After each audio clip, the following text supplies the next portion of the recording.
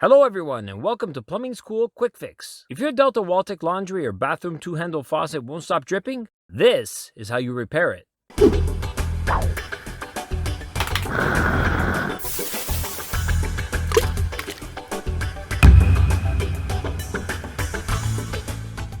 The faucet we'll be working on today is a Delta Waltec two-handle laundry faucet, specifically model number 29W211. One of the great things about these faucets is that they're cost-efficient and repair parts are affordable and widely available. This repair procedure also applies to the Delta Waltec two-handle bathroom faucet, model number 21F143, and many other common Waltec models, including this rough brass laundry tub faucet, both of which essentially accept the same cartridge and stem components as the faucet we'll be working on today. I should also add that the procedure in this tutorial will apply to many other traditional two-handle faucets, although the components required will be specific to whichever brand or model you're attempting to repair. One important distinction I do need to make is that your Waltec faucet may come with either crown handles, as we're working on today, or lever handles, which are easier to manipulate and are therefore approved for ADA compliance. Although the repair procedure is identical for each style, there is a minor difference with respect to the cartridges used for each. More on that in a minute. For tools, we will require a pair of pliers or an open-end wrench, a standard screwdriver set, specifically Phillips and flathead, a sharp utility knife, Allen or hex wrenches, in this particular case, 5/16 in size, and it would also be useful to have on hand some needle nose pliers, which are great for reaching and grabbing in tight, hard-to-reach areas if necessary. For materials, you'll need to purchase 1 or 2 replacement cartridges, depending upon whether you're repairing only one side or both. But if the faucet is old, I recommend replacing both since you're doing the work anyway, and doing so will significantly contribute to rejuvenating the faucet to like-new condition. Choosing the proper cartridges is where things get slightly tricky. Particularly for the cold side, the cartridge number you'll require is dependent upon whether you have traditional crown handles or lever handles. For traditional two-handle faucets having crown handles, both the hot and the cold sides are designed to open water flow by turning each handle counterclockwise and close water flow by turning clockwise. Therefore, identical cartridges would work for each side. Double lever handle faucets, however, are designed to open water flow when the lever is pulled toward the user's direction, which essentially means that the cold side cartridge will be rotating in a clockwise direction in order to open to allow the water to flow through, which is the opposite of the hot side. Because of this, lever handle faucets will require different cartridges for each side. The outer threads of the cartridges are the same and installed in the exact same way. What differs is the internal stem, which are machined with opposing right hand and left hand threads for the hot and cold respectively. So here's the skinny on which cartridges you'll require. If your faucet has traditional crown handles, which open counterclockwise, you'll need 2 hot side cartridges for both the hot and the cold side. This is Waltec OEM part number 96100. If your faucet has lever style handles, you'll still require 1 Waltec OEM cartridge number 96100 for the hot side only, and instead 1 Waltec OEM cartridge number 96101 for the cold side. I should add that you may be able to repair your running faucet by replacing only the washer beneath the stem of the existing faucet. But I find that doing so is just not worth it, considering how inexpensive a brand new cartridge is, which will also provide you with brand spanking new and unworn sealing components throughout the entire cartridge, not just at the bottom of the stem. You'll also need to purchase some replacement seats, which are sold in pairs, and are Waltec OEM part number 16500 for this particular faucet. These seats are identical for both the hot and the cold side, irrespective of cartridges used. The seats consist of little threaded brass rings with smooth rims, which screw directly into the body of the faucet. The smooth rims are what the washer beneath the cartridge stem press against when it is turned to the closed position, creating a watertight seal and preventing water from escaping through the seat and out the spout. And it's a deficiency specifically at these contact points which usually causes the faucet to drip incessantly. Some people ignore replacing the seats and install only new cartridges, which I strongly caution against. Replacing only the cartridges may work for a short while, but often the cartridge washer gets worn or destroyed specifically because the seat has become worn or pitted, causing pressurized water to escape through.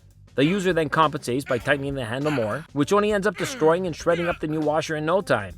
So do yourself a favor and replace the seats as well. They're inexpensive and fairly simple to replace. And finally, you'll also want to have some Teflon tape on hand to help assure that the threads of your new seats properly seal into the faucet body. Okay, with all that finally out of the way, let's fix our faucet. If you're lucky enough to have working hot and cold isolation valves beneath the sink, begin by turning them off. Otherwise, you're going to need to shut down the main water supply to the entire building. When that's done, fully open the faucet's hot and cold sides to allow as much residual water to drain out. Then locate the small notch around the top cap concealing the handle screw, and using a small flat screwdriver or sturdy knife, carefully pry the cap off to reveal the screw. Do this for both handles. Next, taking a Phillips screwdriver, proceed to remove the screws from the handles. It may be easier to hold the handle with one hand while removing the screw with the other. Once the screw is completely dislodged, simply pull straight up on the handle to remove it. Of course, do exactly the same for the other side. Next, with an open end or adjustable wrench, grasp onto the cartridge's hexagonal sides and rotate it counterclockwise to loosen it from the faucet body. You may need to hold onto the faucet body to prevent it from twisting if the initial installer didn't fasten the faucet down properly. Both cartridge types have a right-hand thread on their outside body and therefore loosen in a counterclockwise direction. Once loosened, proceed to finish unscrewing the cartridges by hand and simply pull them out to remove them from the faucet body.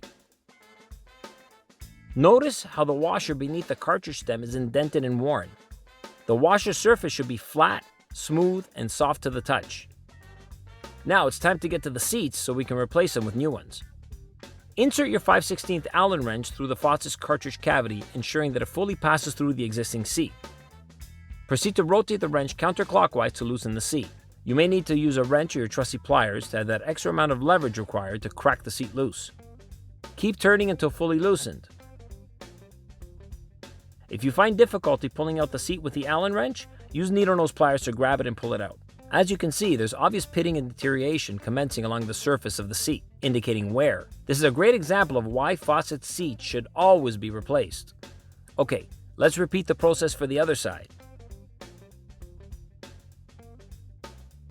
The cold side seat appears to have significantly less wear than the hot side, which is very common. You may have noticed some black electrical tape around my Allen wrench. No, my wrench isn't broken. I deliberately placed the tape there to make this specific job easier. Here's why. Because the Allen wrench slides right through the seat without resistance, the seat will slide right off the wrench the moment we turn it vertical to install it into the faucet body. Even if we do manage to get the seat in, then the lack of resistance will prevent the seat's fine threads from catching onto the faucet's threads. So I suggest you wind some easily removable tape, such as electrical or painter's tape, around the long side of the Allen wrench, about 1 inch or 25 millimeters away from the end, and just enough to create a stop to allow you to place enough downward pressure to grip the seat so you can press it down while rotating it to allow the threads to catch with those of the faucet body. With the seat grasped onto your Allen wrench, apply a very small amount of Teflon tape around its threads, ensuring that the side edge of the Teflon tape meets the bottom edge of the seat, but does not pass the bottom edge as you apply it. You don't need much. 2 full rotations of Teflon tape should suffice. Because your Teflon tape may be wider than the seat's length, you might have some overlap along the top edge of the seat as you see here, which runs the risk of the Teflon tape obstructing the water from passing through the seat. With the seat still held by your Allen wrench, take a sharp utility knife and very carefully tuck your blade into the 90-degree corner where the lower rim of the seat meets the thread, and cut all the way around it to remove the excess Teflon tape. With the new seat prepared and still grasped by your taped Allen wrench, proceed to lower the seat into the faucet body. And with the wrench centered into the opening so as to prevent cross-threading, slightly press down and turn the wrench clockwise until the threads catch. And continue to tighten until the seat is fully tightened. Snug up the new seat by applying some additional pressure with pliers or an open-end wrench, which you can't really see from this camera perspective. Take your shiny new cartridge before inserting it into the faucet body. Set the cartridge to its fully open position by turning the stem until the stop at the bottom is fully retracted upward against the cartridge body. This will ensure that the stop will not obstruct the installation by prematurely hitting the new seat when tightening. In the case of this hot side cartridge, you'll be turning the stem counterclockwise. Then proceed to simply drop the open cartridge into the faucet body and rotate the cartridge clockwise by hand at the hexagonal base, not at the stem.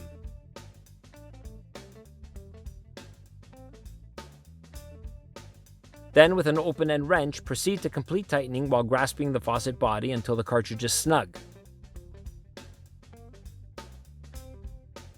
Repeat the procedure for the other side, noting that if you're repairing a faucet with lever handles, the cold side will require a different cartridge than the hot, because it opens in the opposite rotation as I'm demonstrating with this uninstalled cartridge. But in this case, with the faucet having crown handles, the cold side uses the exact same cartridge as the hot side.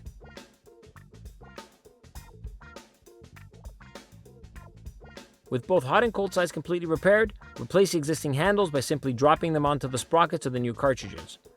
Note that if you're installing lever handles, there may be an extra adapter piece between the cartridge and the handle. Although handle positioning doesn't matter in the case of crown handles, lever handles will require alignment before fastening. You want the lever handles to be approximately parallel with the faucet body when fully closed. Positioning may require a bit of trial and error. Close the faucet cartridges by fully turning the stems clockwise. I'm compelled to add that one mistake a lot of users make when using these faucets is that they tend to over-tighten the handles when closing, causing premature failure of the stem's washer. No need to test your might here, especially when the components are brand new. Once the handles are positioned, reinstall the Phillips screws through the handle holes and tighten each screw snug, but not too tight so as to crack the plastic, while applying counterforce to the handle with the other hand. Turn on your water supply and test out your like-new faucet for leaks and proper operation. Don't forget to snap the handle caps back in, ensuring that red for the hot is on the left and blue for the cold is on the right, or at least it should be. And you are done. Thanks for watching, and I look forward to seeing you next time.